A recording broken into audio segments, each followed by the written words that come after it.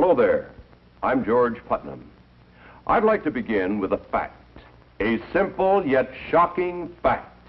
It is this: a flood tide of filth is engulfing our country in the form of newsstand obscenity and is threatening to pervert an entire generation of our American children. We know that once a person is perverted, it is practically impossible for that person to adjust to normal attitudes in regard to sex. Yet much of this material has been described as an illustrated, detailed course in perversion, abnormal sex, crime, and violence. It is also a fact that no matter who buys this material, 75 to 90% of it ends up in the hands of our children. Now, you might ask yourself, why this sudden concern? Pornography and sex deviation have always been with mankind. This is true. But now consider another fact. Never in the history of the world have the merchants of obscenity, the teachers of unnatural sex acts, had available to them the modern facilities for disseminating this filth.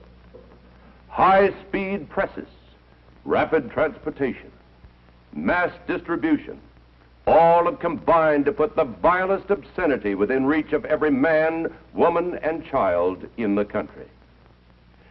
In the past few years, this obscenity traffic and salacious newsstand literature have become increasingly worse, not only in content, but in volume. This traffic continues to increase and flourish for one reason. It is big business, profitable business for the mercenary persons who produce it, and for its more than 800 distributors. The United States Supreme Court has described it as dirt for dirt's sake. We describe it as dirt for money's sake. Obscene literature is a $2 billion a year business. That's $2 billion.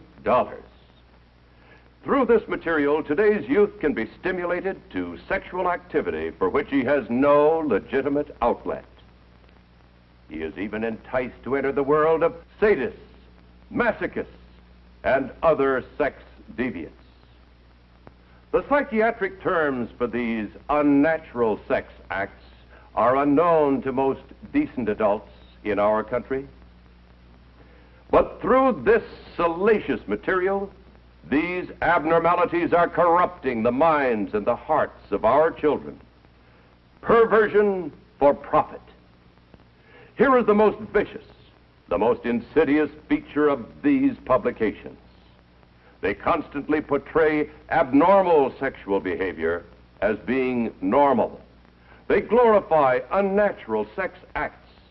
They tell youngsters that it's smart, it's thrilling, it provides kicks to be a sadist and every other kind of deviant.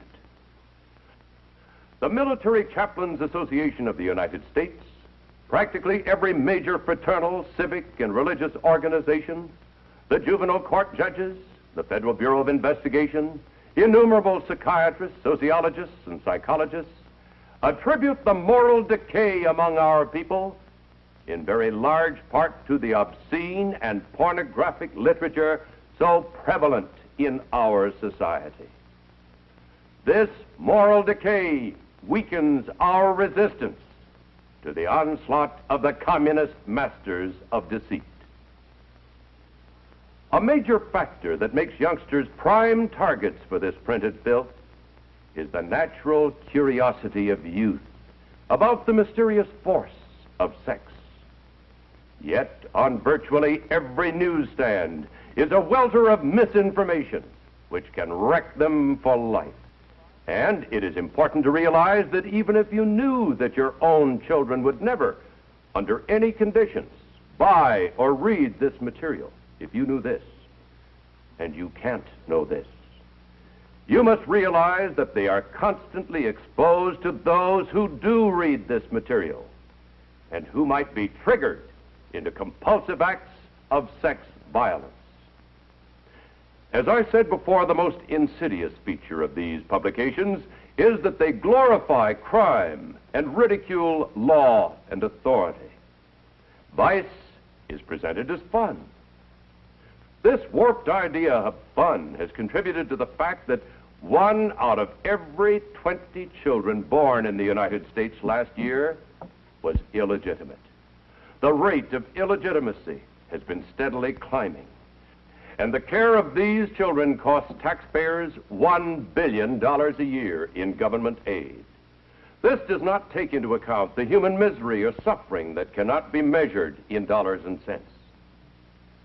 What these publications promote as fun has helped to increase the spread of venereal disease in this country. Reported syphilis has increased more than 300% in the last 5 years. The increasing crime rate also parallels the increase in obscenity.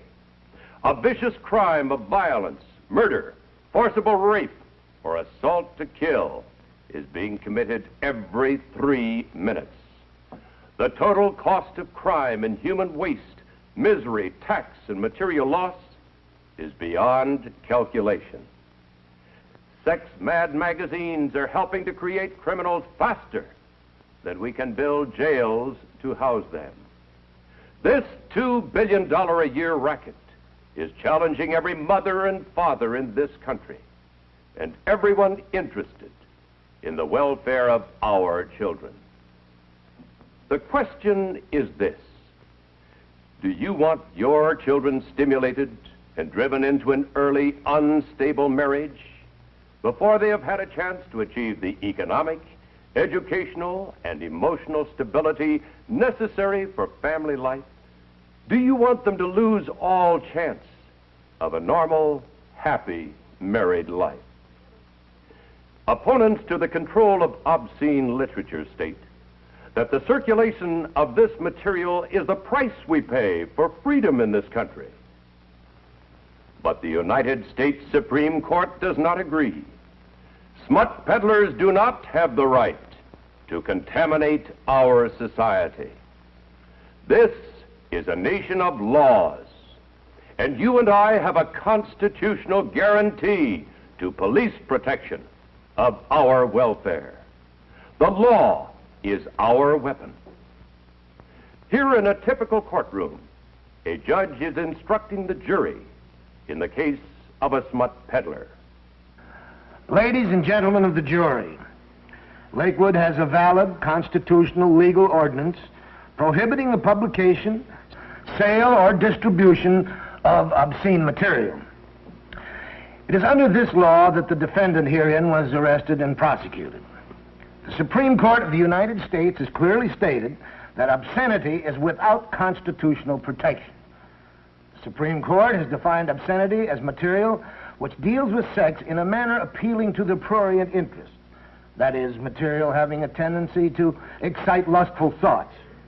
It might be well to point out that it is not necessary to prove that this material has led to an act of violence or sex crime, but merely that the material taken in itself is obscene.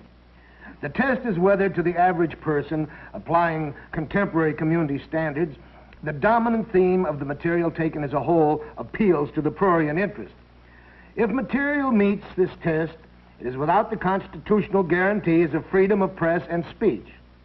Now you, the jury, must apply the test of obscenity to the material distributed by this defendant.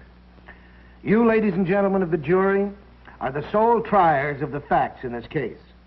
The application of this legal test to the evidence is to be made by you and you alone.